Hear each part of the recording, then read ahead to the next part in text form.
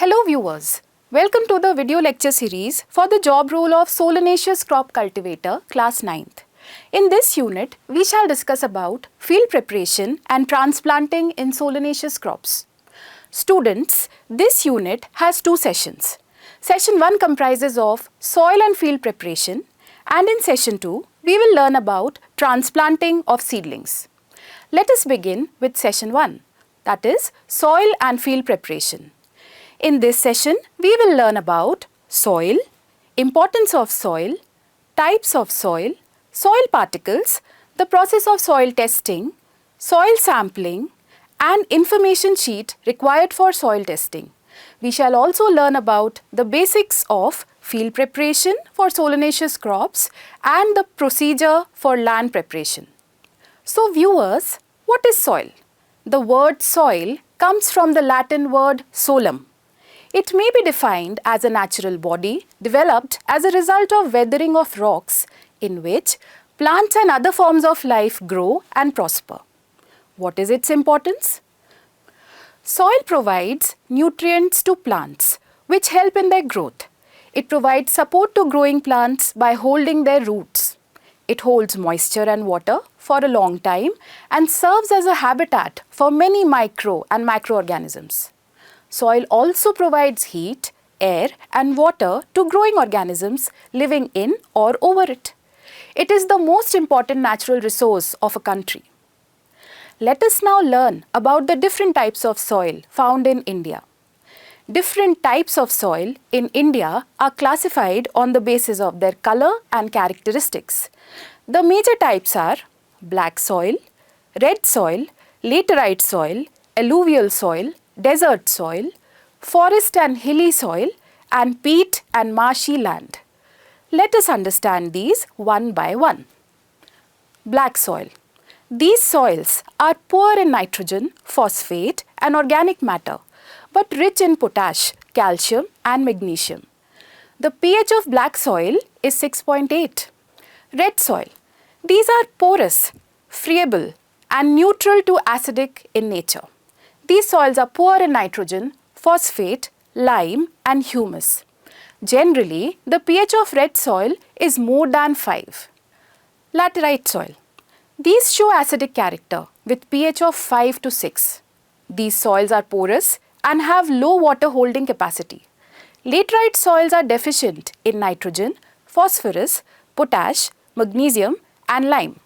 Such soils are generally found in the states of Karnataka, Kerala and Tamil Nadu. Alluvial soil.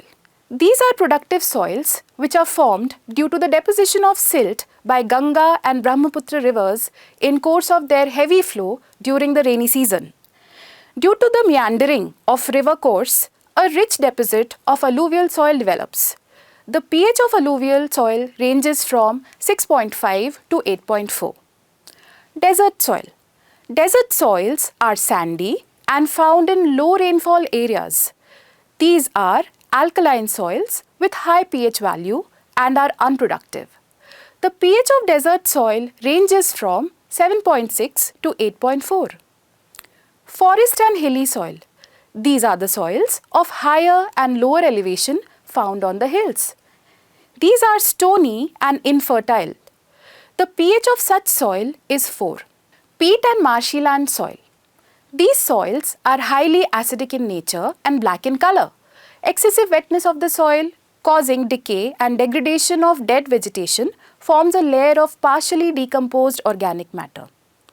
Students, as we have already discussed, soil comprises of different sized particles which mainly includes sand, silt and clay. This classification is based on their size. Clay particles are the finest and are smaller than 0.002 mm in diameter.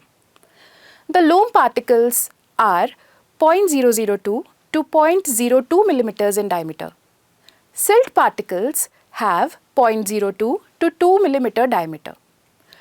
Particles larger than 2 mm are sand, gravel and stones. Let us now talk about soil testing. Soil testing is one of the methods used to determine fertility status of a soil. so that the recommendations with respect to lacking of a particular nutrient or its appropriate amount needed for soil reclamation can be done. A complete soil test program essentially consists of 3 basic steps, which are as follows: soil sampling, soil testing, and soil test interpretation and fertilizer recommendation. So why is soil testing required? Soil testing is done to fulfill the following purposes. First, it helps in evaluation and improvement of soil productivity. Second, it helps to determine the nature of soil, that is, alkaline, saline, acidic, etc., and suggest corrective measures. Third, it helps in deciding the right kind and quantity of fertilizers to be used. And finally, it helps to reveal the condition of a soil so that it can be improved with proper application of nutrients and other management practices. For soil testing, its sampling is extremely important. Therefore, let us learn about soil sampling. Soil sampling. Soil samples are taken using soil auger, soil tube, spade, etc. Different locations in a field are randomly identified. Soil from pits are collected at a plough depth of 15 to 20 centimeters from identified locations and then composited. A few precautions which should be kept in mind are: samples should not be taken from the boundary of a field. Shady, marshy, near irrigation source and fertilizer applied areas are avoided. The collected soil is mixed thoroughly and spread on a clean sheet of paper or on a piece of cloth. It is then divided into 4 equal parts by drawing a cross sign with the help of a wooden stick. 2 opposite quarters are rejected and samples from the other 2 are mixed. This procedure is repeated till the desired size of the sample is obtained, which is half kg. It is collected in a paper bag and later packed in a plastic bag. This bag containing the sample is labelled and sent to the nearest soil testing laboratory of the Department of Agriculture, ICAR institutes, KVKs and SAUs along with an information sheet. Students, after soil sampling is done, an information sheet is required. These have all details about the soil. The details are name of the farmer, identification or the number of the field, date of sampling, depth of sampling, address of the farmer, type of land, unirrigated, irrigated or waterlogged, source of irrigation, that is canal, well, tank, etc., topography, that is level, slopy or undulated, crop rotation followed, previous crop, next crop to be cultivated, details of manures or soil amendments applied earlier, any other remark, signature or thumb impression of the farmer. Students, our next topic is field preparation for solanaceous crops.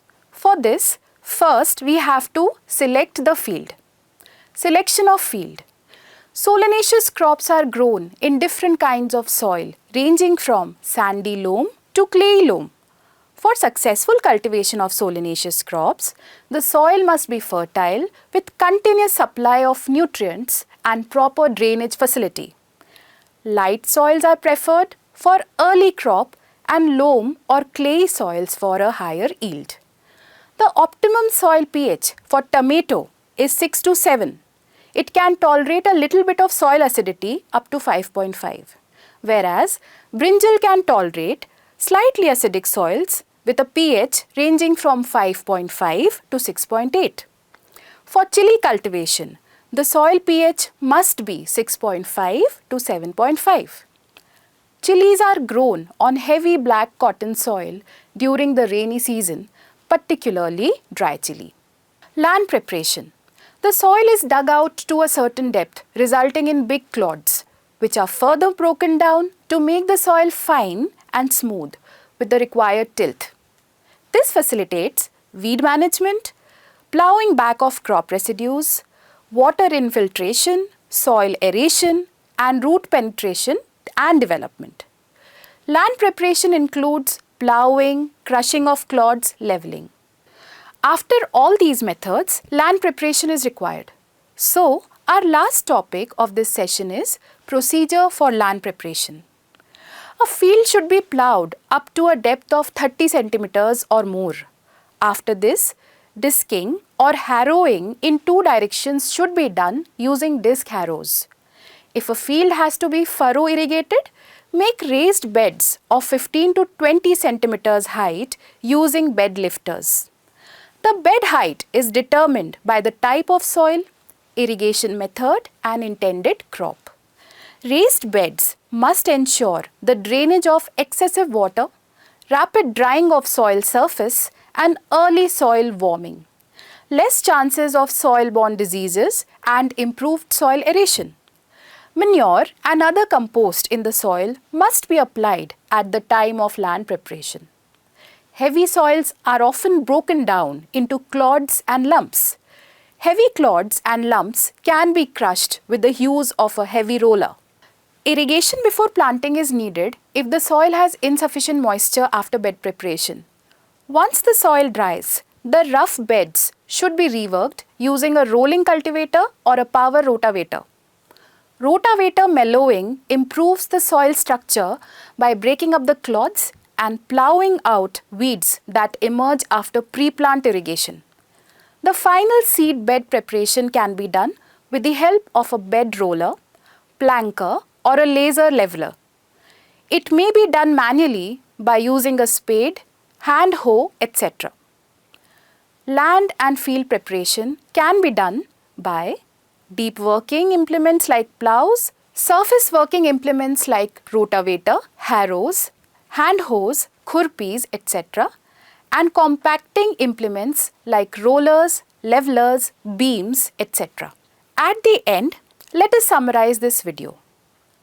Throughout this video, you have learnt what is soil, importance of soil, types of soil, soil particles, soil testing, soil sampling, information sheet required for soil testing, field preparation for solanaceous crops, and procedure for land preparation. Thank you.